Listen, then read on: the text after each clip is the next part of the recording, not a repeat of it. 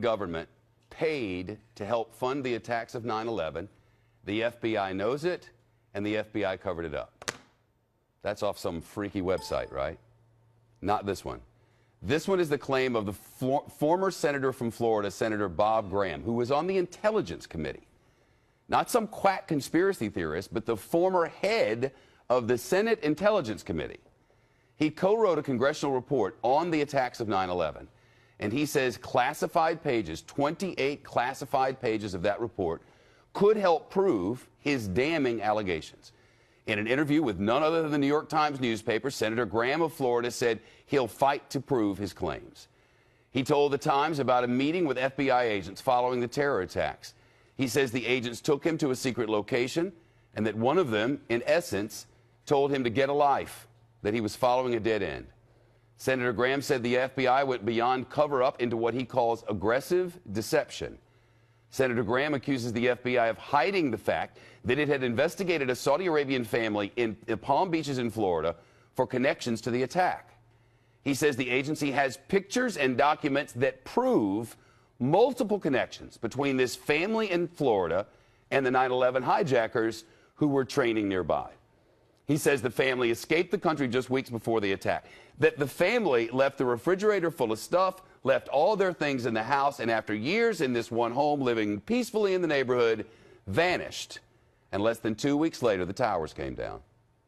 A federal judge is right now reviewing some 80,000 documents involved with that investigation to decide what, if anything, can be made public.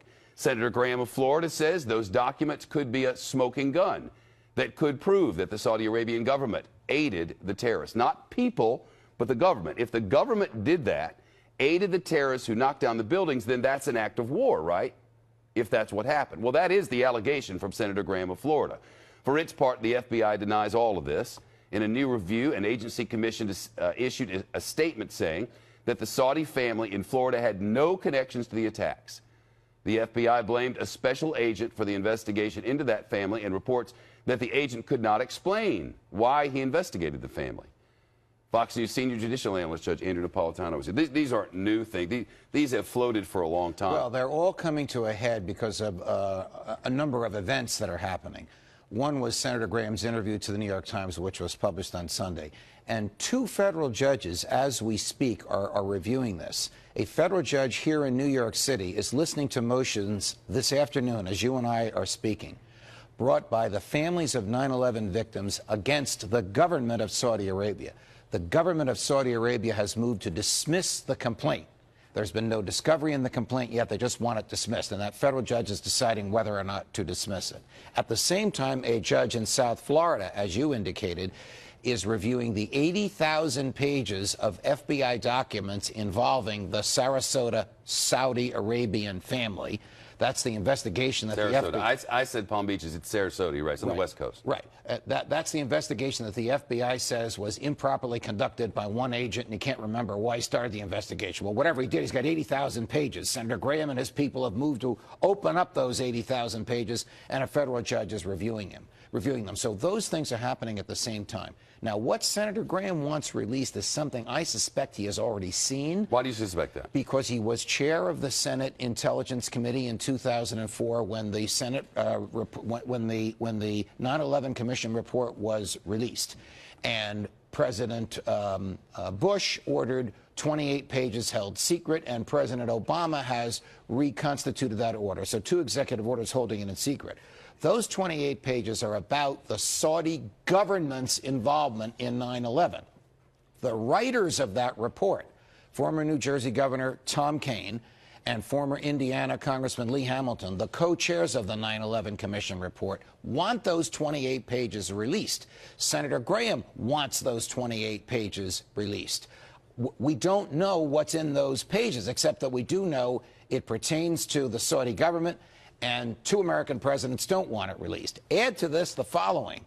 Last year, President Obama signed an agreement with Saudi Arabia to provide for the sale of $60 billion, with a B, dollars worth of weaponry over the next 10 years from American arms merchants to the Saudi government. You have a very dangerous stew here. Senator Graham, many of our viewers may remember him. He's the one who knocked off Jeb Bush for governor of Florida at one point. Right. Powerful senator. When you're on the Intelligence Committee, you know a lot. And what the government reveals to you when you're on the Intelligence Committee, they make you take an oath not to reveal to anybody. So you're sort of hamstrung. Here you are, a popularly elected official who's made promises to the voters who've elected him, and you know these horrible truths and you can't reveal them.